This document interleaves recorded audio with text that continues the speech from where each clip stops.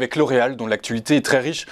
Le groupe de cosmétiques a en effet annoncé hier le rachat de 4% de son capital détenu par Nestlé, un partenariat avec Veolia pour le recyclage et ce matin un accord pour une acquisition en Californie. Où en est-on graphiquement, Antoine, de toutes ces nouvelles sur L'Oréal ?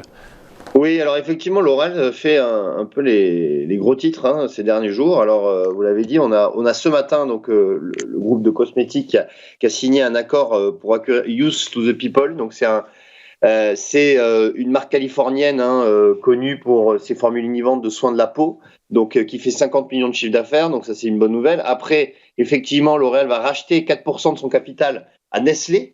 Nestlé, qui était un des actionnaires majoritaires, qui détenait 23,3%, et donc sa participation va être réduite à 20%.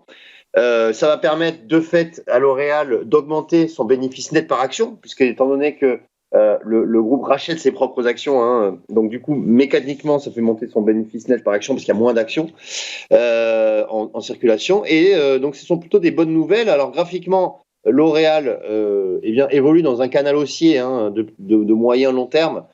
Comme vous le voyez à l'écran, on est allé inscrire un plus haut historique au mois de novembre au-dessus des 425 €. On a retesté ce niveau hier, mais on a fini en repli.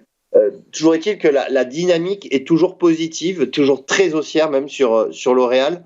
Donc j'anticipe une poursuite de cette dynamique et qu'on puisse inscrire de nouveaux plus hauts historiques dans les prochaines semaines ou les prochains mois. D'accord, et donc comme on est sur des niveaux des plus hauts historiques, c'est difficile de déterminer des objectifs à court moyen terme, des niveaux de résistance à court moyen terme, Antoine ?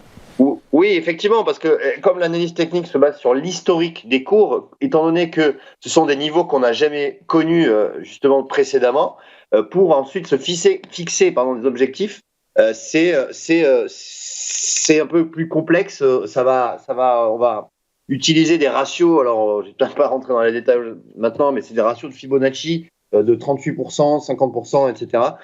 Donc potentiellement, voilà, on peut avoir des objectifs aux alentours des 445 € sur L'Oréal.